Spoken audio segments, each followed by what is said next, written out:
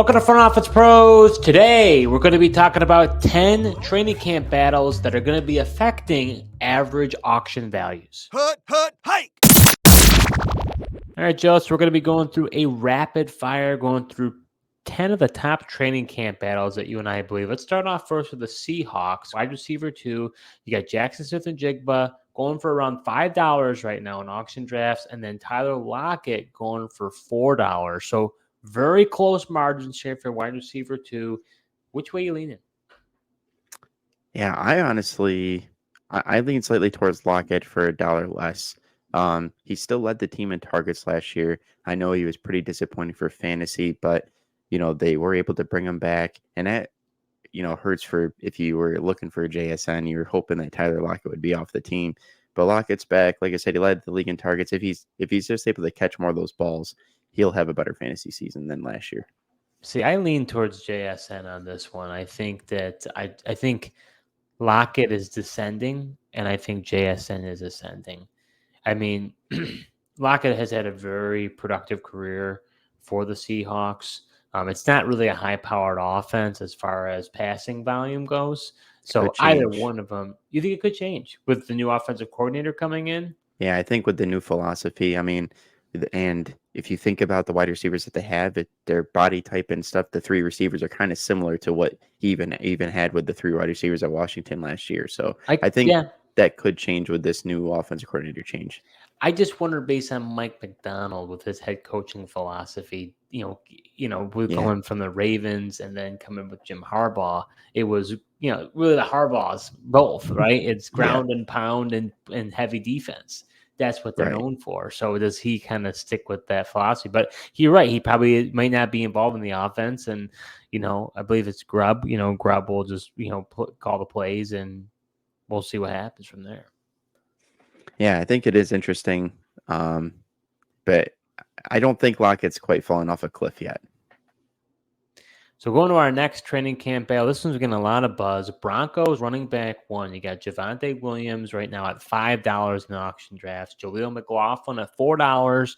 And then Audric Estime, the rookie, for $1. Joe, I think you and I both believe this is getting too much craze right now on the social media wavelengths here. What do you think?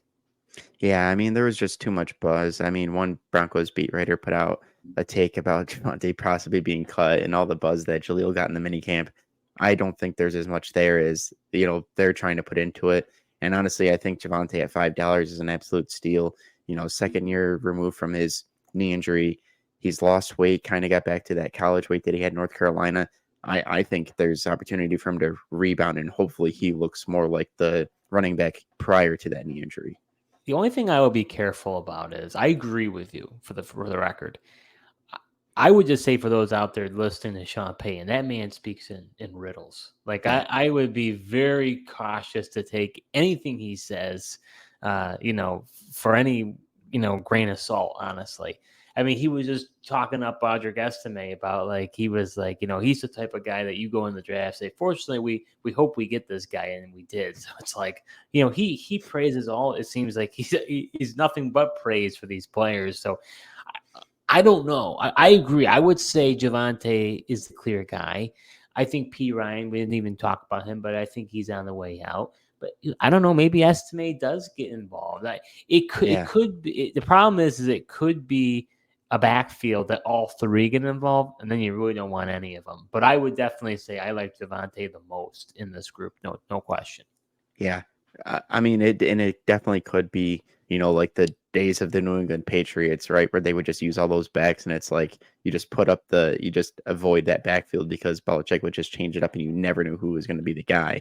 It could be something similar, but I hope that they treat, Javonte like an RB1. So going to our next training camp battle, Bills wide receiver 1, Stephon Diggs and Gabe Davis no longer there. A lot of targets have been vacated. You got wide receiver Curtis Samuel, the free agent, $1 in auction drafts. Wide receiver Keon Coleman, $3, the rookie. And then Khalil Shakir, who's been a riser. We talked about him recently as a $1 player. Now he's all the way up to $4. So the buzz is real for Shakir. Who do you like in this group, Joe? It's tough because I like the value that Samuel brings, but towards the end of the draft, I mean, even though Shakir is now $4, I think he's got the most upside. And he's the one guy that's returning, that was existing on the team. He's kind of got a rapport with Josh Allen, and just what he was able to do, in terms of yards after catch last year and what he was able to show in the playoffs. I think I would just, I don't know if he'll be the wide receiver one, but I think Shakir's got the most upside of the wide receivers there. For me, it's Samuel. I just think that the value is too good. So I'll take him, and I think they'll use him as a chess piece. Joe Brady has already kind of come out and said as much. Shakir, so this is the part I don't know. Dawson Knox is going to be involved in this offense, and he's going to be the spoiler. I don't know if he's going to be the spoiler to Dalton Kincaid, and Kincaid's numbers aren't going to be as good, or is he going to be the spoiler to Shakir because you're going to have more 2 tight end sets? I'm not sure, but that's my hesitation with Shakir. I would go Samuel, Coleman, Shakir in that order for me. Interesting. Yeah. I mean, you can't deny Samuel's value for $1. I just don't think at this point in his career he provides the upside as somebody like Shakir. But I think Dawson Knox for sure brings down Kincaid's value. And we saw Kincaid have his best games when Dawson Knox was injured.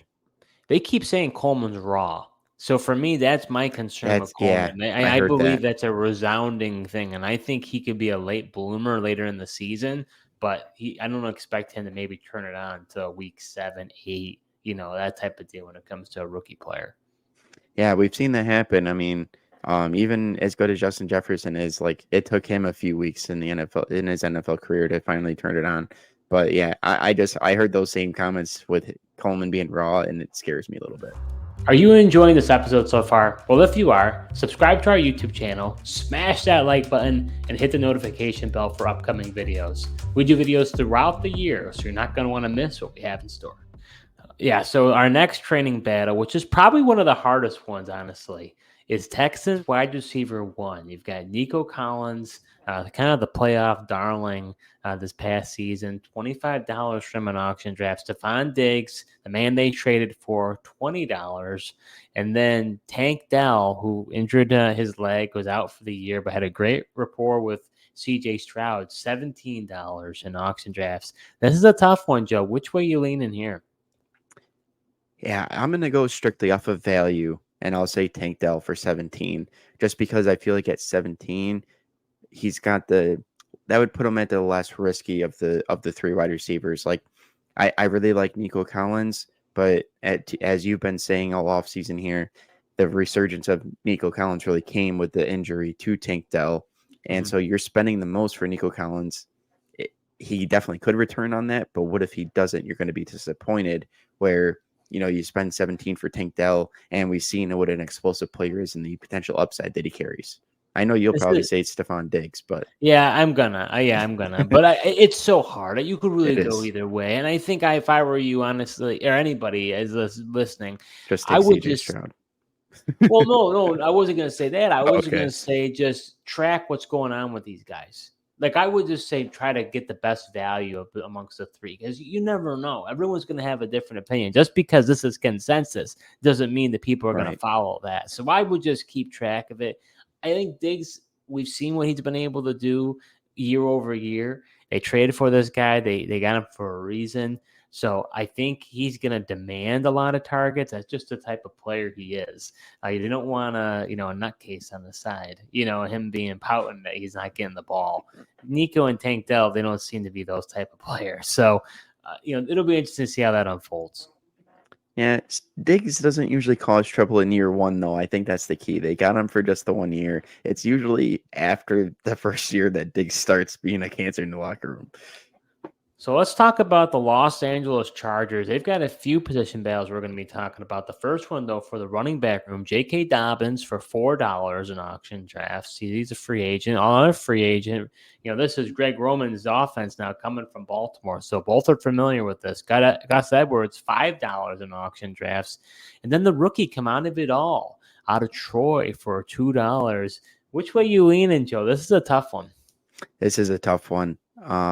I'd probably lean just going with Gus Edwards because I think he's got the best touchdown upside. Where I think if you play in a PPR league, I think Kamani Vidal could be an exciting player, and I think he's got the upside, especially for $2. But I think the potential of Gus Edwards' touchdowns, Dobbins scares me. I just don't trust this guy to stay healthy.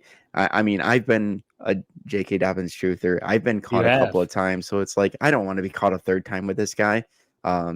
So I would go with $5, but I'm keeping an eye on Kamani Vidal at $2. I mean, they're saying he's the GM was just saying how he runs through the arm tackles. They like the balance and everything he has. He's also was rated as one of the best pass protectors, so he's potentially going to be on the field for third downs. Yeah, I'm going to go with Vidal here because, let me take that back. If you're in a PPR league, Right. because Dobbins has never really been involved in the receiving game, and Gus Edwards was due to necessity. So to me, Vidal really can be that third down back, and then I think he has the ability to be even more than that. Gus Edwards is banged up right now. Dobbins hasn't been able to stay healthy. So give me Vidal. I was tempted by, I know, I can't believe I'm saying this. I was somewhat tempted by the intrigue of Dobbins because there's a reason why people have always had buzz around him, but I just don't know. Yeah, I mean, he says he feels great and he's healthy, but that's always the case. And then it doesn't usually take a first couple of weeks, and then all of a sudden he goes down and he's out for the season. So another position group for the Chargers, wide receiver 1, no longer Keenan Allen, no longer Mike Williams. Both are out of town.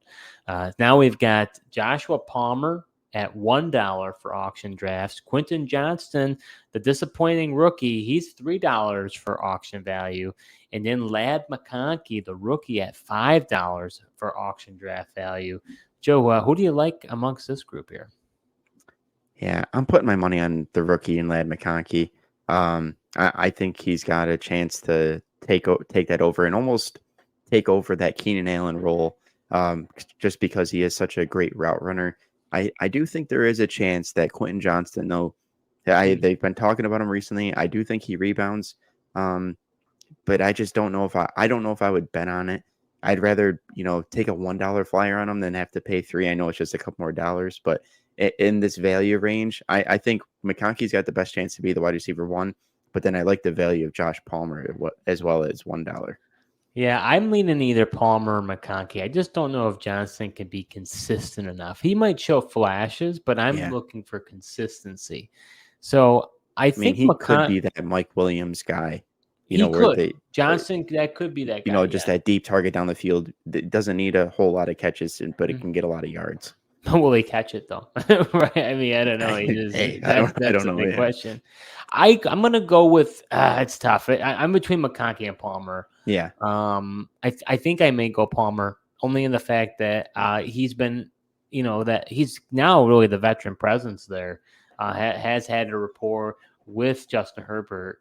So I don't know. I think it's not a guaranteed rookies just take on like that when they come to the NFL. So I'm going to lean Palmer, but I don't blame you for going for McConkey. I just think you're going to have to spend more than $5. Somebody else is going to want him. You're probably going to have to spend closer to 10, I think. Yeah, by the time we draft next month, I'm sure you're not going to be able to get McConkey for that price. I agree with you there. Another group for wide receivers that is kind of a tough one here is the Packers. They've got a lot of young receivers, no alpha there. They got Jaden Reed for $11 and for auction draft value. Christian Watson, the disappointment last year, he's at $6. And then the riser right now, Dontavian Wicks at $7. And Jordan Love says he could be really good this year. Joe, who do you like in this group? Yeah, to me, the alpha is Christian Watson. When this guy's on the field, Jordan Love, targets him the most. He gets a ton of red zone targets. He's gone to the University of Wisconsin. They figured out he had a hamstring imbalance problem where one of his hamstrings was way stronger than the other one. So he's been working on to correct that hamstring balance, and that possibly could correct these hamstring injuries that he's been battling. So I think if he's able to stay healthy, he's going to be clearing away the wide receiver 1 on this team. See, I'm avoiding him at all costs. I like both. I like both other options. Reed already showed that you've never been a Reed scares me. How? I think he's got the biggest bust potential on that team. Wow. I mean, did you not see how he was involved last year? No, I know, but but it was without Christian Watson on the field. That's my. I mean, if Christian Watson's able to stay on the field for once, and if he did correct his hamstring injury, I mean, he gets the most targets and leads the way. Interesting. Yeah, I'm going to stick with Reed. Although I do like Wicks, I'm just surprised that he's now surpassed Yeah, I hope Watson. his price goes down because I mean, I think he's a nice flyer to take, but at $7, that's not a nice flyer to take anymore. No, I agree. So another wide receiver group we're going to be talking about, Jaguars wide receiver 2. Not the most glamorous, but Calvin Ridley no longer there. So now they've got Christian Kirk, who we believe is that wide receiver 1, but they drafted Brian Thomas Jr. from LSU. He's at a $3 auction value. Then Gabe Davis from the Buffalo Bills was signed. He's at a $1 auction draft value. Joe, where are you leaning on this one? Do you feel like either one of them are relevant at this point? I think they're definitely potentially relevant because somebody's got to step up and be the wide receiver 2, behind Christian Kirk. Ridley's no longer there. So somebody's got to take the role. I have my confidence in Thomas Jr., even though he is a rookie. But rather than Gabe Davis, I just feel like we haven't seen enough out of him, and he really wasn't able to take advantage of that wide receiver 2 role in Buffalo, ultimately leading to them just letting him go. So I'd put my money on Brian Thomas Jr. Yeah, I'm with you. I think Brian Thomas Jr. has great big play ability, and I think we saw Lawrence. He didn't really, for whatever reason, they just didn't have a connection, him and Ridley. So I think now the question is, Evan Ingram had a huge role. Does he continue to do that, or can Brian Thomas or Gabe Davis possibly, take some of those targets away? But I'll go with Thomas. I think go with the upside pick there. Yeah, I think Evan Ingram should still be heavily involved in this offense. I don't think his role's going anywhere. That especially since they brought him back. Let's talk about the running backs. Got a few running back groups we're going to be talking about. We're going to be talking about the Bengals first. They brought in Zach Moss as a free agent. He's $6 for an auction draft value. And then Chase Brown, he was a rookie last year, wasn't really used. It was the Joe Mixon show. He's no longer there. Chase Brown, $5 for auction draft value. Which way you leaning on this one, Joe? Yeah, well, until you shared some news with me yesterday, Steve, I would have cleared away went with Zach Moss. I almost want to just go with the value of Chase Brown, even though it's $1 less. Wow. Just I think he could. I mean, I've never been the biggest Zach Moss guy. I know he looked really good with the Colts last year, but I just think Chase Brown might have there's more explosiveness right now, and if given truly the opportunity, I think he could be interesting. Yeah, it's just interesting because the coaching staff has really been raving about Chase Brown. Just it depends on what training camp talk you want to believe, or if it's just fluff. Yeah. But I agree with you. I mean, Bengals offensive line has been a sieve. So to me, it's like Zach Moss is not the most explosive guy. So how many times is this guy going to hit behind the line of scrimmage? So I'm going to go with Chase Brown. I think he's more explosive. I don't really like either. I think I'd rather use my money elsewhere. But if you're going to go one, I'm going to leave Brown. I mean, I feel like it's a good, chance to take though, because somebody's got to emerge as the RB1 of this offense. But yeah, I mean, I think it is a true 1A, 1B situation. I don't know if there's going to be a clear cut RB1 for them. All right, our last one, our 10th position group here, Chiefs wide receiver 1. You've got Rashee Rice, the former rookie who had some off-the-field issues. We don't know if he's going to be suspended or not this year or how many games. He's going for $10 for auction draft value. Marquise Hollywood Brown, he's going for $7, no longer with the Cardinals, now with the Chiefs. Can he untap that potential? And then the first-round pick, who the Chiefs trade up for, Xavier Worthy at $6 for an auction draft value. Joe, which way are you leaning over here? Yeah, I'm sticking with Rashee Rice. I mean, he emerged as the wide receiver 1 for them last year. I know he's got the offseason trouble hovering over him, but we know the NFL likes to drag these things out. I honestly don't think he's going to face suspension this year, and if he does, it'll be for 2025. So I expect him to play the full season, and I think Patrick Mahomes knows he can trust him, and I don't know if he feels the same trust level yet with Marquise Hollywood Brown or Xavier Worthy. Yeah, I think you might be able to get him for less than $10. I think people could get spooked depending on. I'd love to take him for less than 10. Well, but I think it really depends on whether he gets suspended or not. I agree with you. I think there's trust with Rice. I like Rice, but I would consider Worthy too. I mean, I don't know. You're seeing a lot of deep ball connections in training camp, so for them to have that chemistry right away, guy's explosive. So I think he is very interesting. But I wouldn't go Brown. I'd either go Worthy or Rice at this point. Interesting. So that does it for our top 10 training camp battles that Joe and I are monitoring. We discussed what we thought was the auction draft values and which way we were leaning based on consensus. So hopefully you found that valuable. Thank you so much for watching, and until next time.